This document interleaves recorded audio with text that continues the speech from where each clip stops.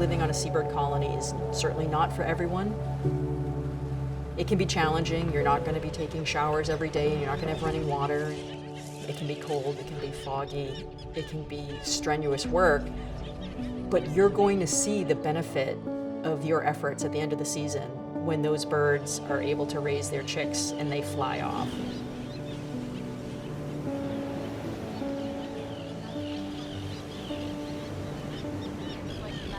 My name is Hallie Daly. I am a seabird researcher here on the island of Petite-Maine.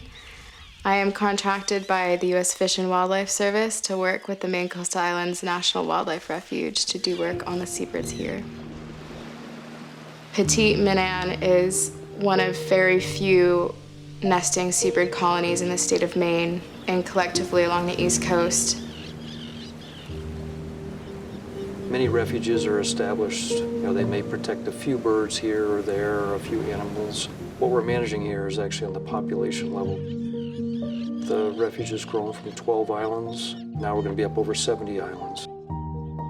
On a small subset of those islands, right now it's 6, we actively manage the seabird populations. We hire 8 to 10 technicians each summer that we work closely with to train so that they have the skills necessary to work on these colonies and monitor the seabirds throughout the nesting season.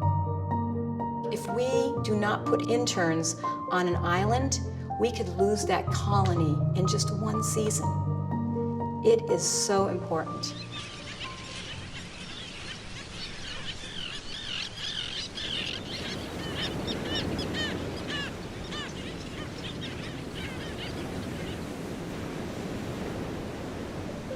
We select key biology students, and they go out and live on these islands in basically tiny little boxes.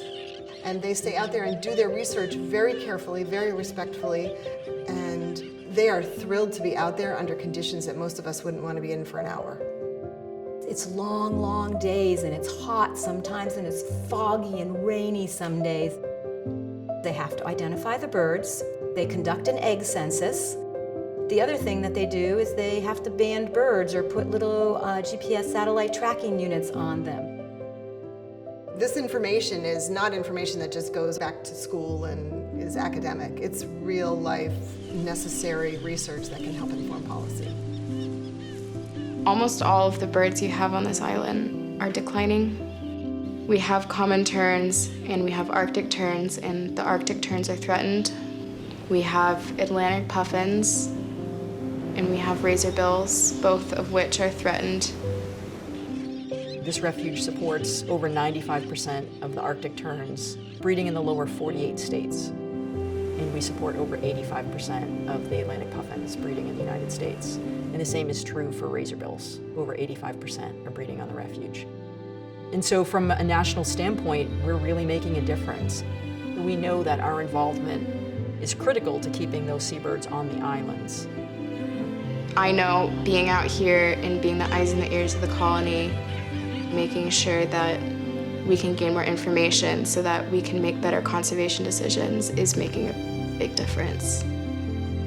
And this island in particular is one of the really awesome examples of how humans have had such a profound effect on the seabirds here. Like if you were to come to this island, 130 years ago, this would not be the picture you'd see. There weren't terns here. There were not many of the puffins that we see. So when I think about coming to a small island in the middle of the ocean and living in lighthouses, quarters, and showering out of a bag and not having electricity, and I think it's far worth it because the work that we're doing out here is so essential.